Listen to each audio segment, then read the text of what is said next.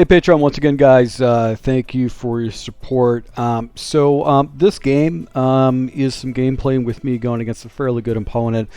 More than anything else, this guy had really good offense. I had a hard time struggling against his offense. I was actually going ahead and playing around with a Oki Roll 3 defense, and he basically ate it up. He found right reads, knew how to expose the defense for one-play touchdowns. The funny thing is that we were exchanging one-play touchdowns pretty much the entire game. This is a very high-scoring game. We got in the fourth quarter with the score tied, and he basically just milked the clock against me. He was able to go and pick up a victory.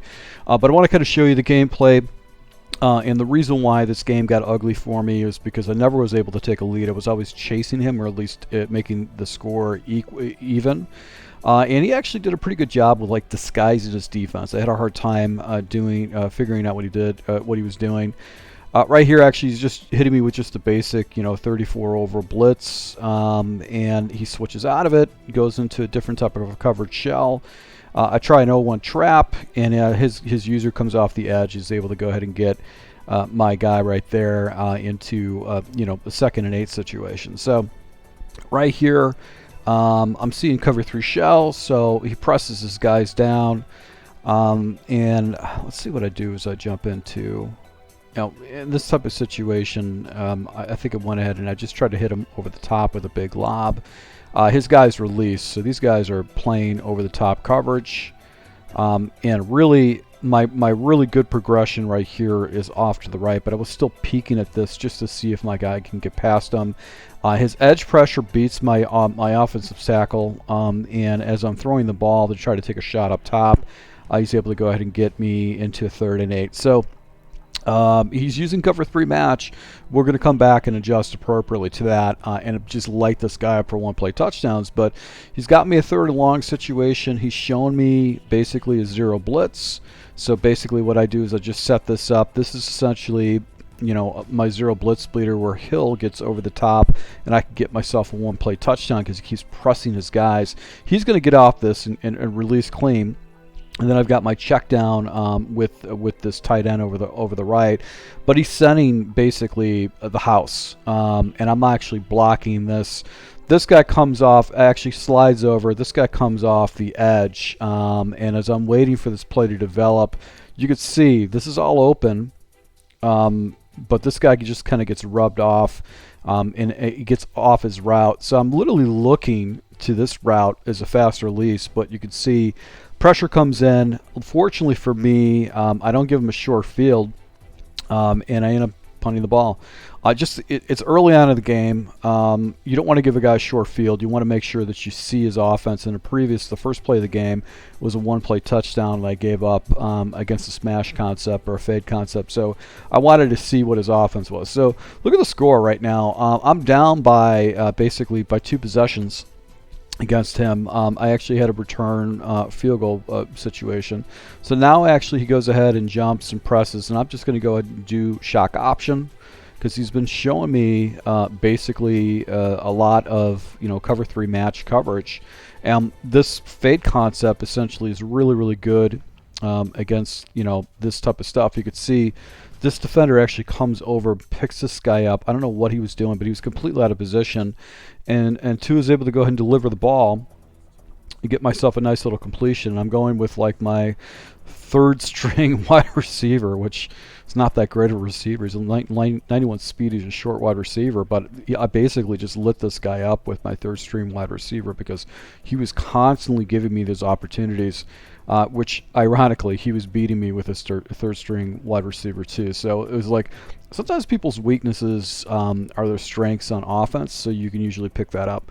So score once again 14-28. I really had a hard time stopping this guy's offense. He knew what he was doing on offense, made really good progressions, ran a lot of the same plays, but just a tech master at his plays. Right here I just hit him a little hitch route. That's a really good route to throw into your scheme. Right here I go ahead and jump into this concept, and I think I hit him with a stretch play, but this is the route right here. I'm looking for the seam. See how this guy's sliding over? This guy's sliding over. He hit me with invert.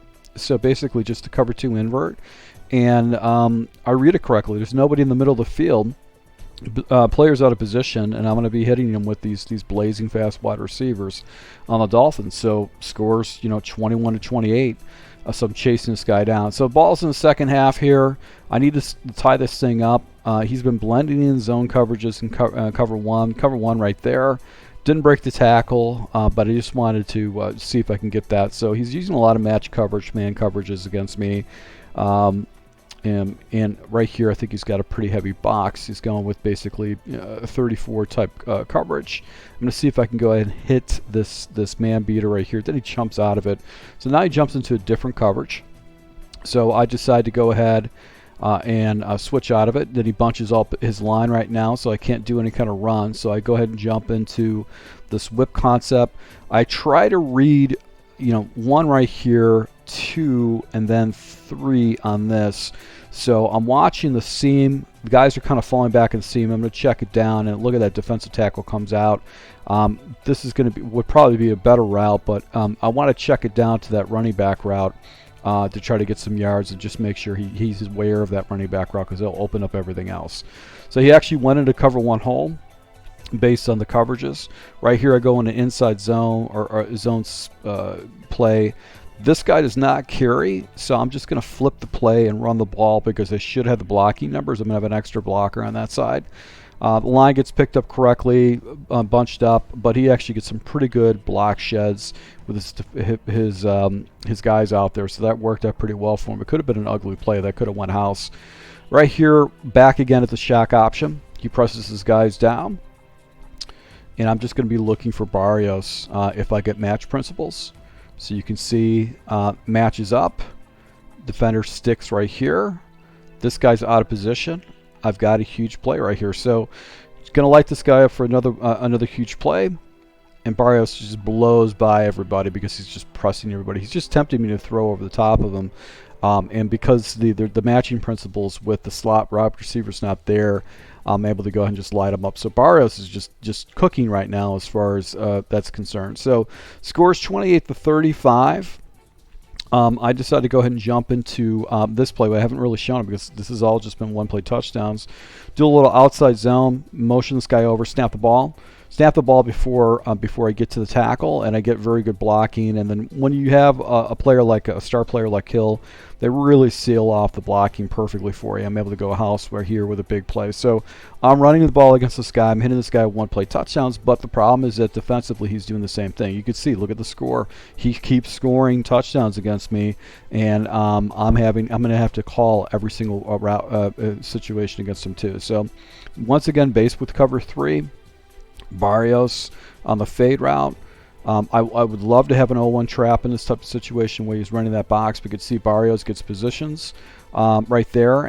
He gets a little block shed with his defensive line, and right there I will not able to get the ball off, but I'll take that throw every time. So right here we go ahead and jump into slot cross. Here's a bad read.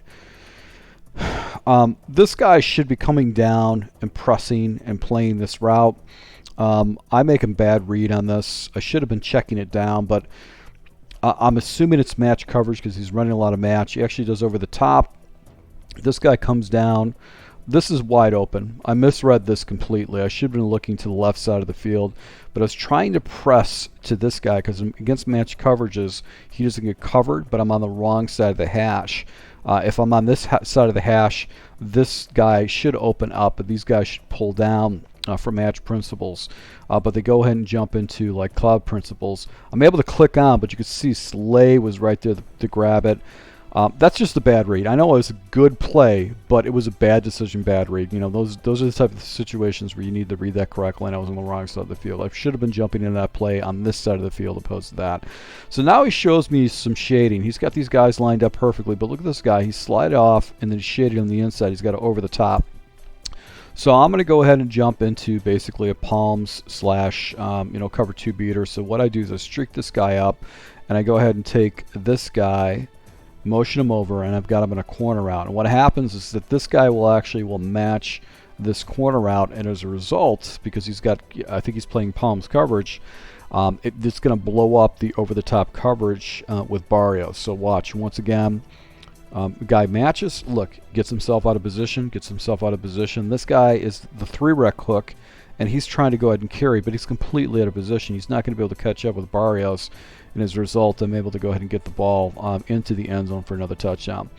Score, the time is 3 minutes and 55 seconds. This guy goes milk and cookies, moves the ball really effectively against me, ends up scoring. Go ahead, touchdown, basically taking all my timeouts. I got 20 seconds left. I try a man beater because he's just playing man coverages, but I just didn't have no time for this route to develop, so I had to force the ball, and as a result, he gets the ball right there. I can't get it out of bounds, and as a result, I don't have a shot at the end zone. So, good game, good play against this guy. This guy actually was a fairly good opponent, and you got to take what you got to get. So, the defense is what dropped that forced me to not win this game. So, every game is a little bit different. So, once again, guys, thanks for your support. Until next time.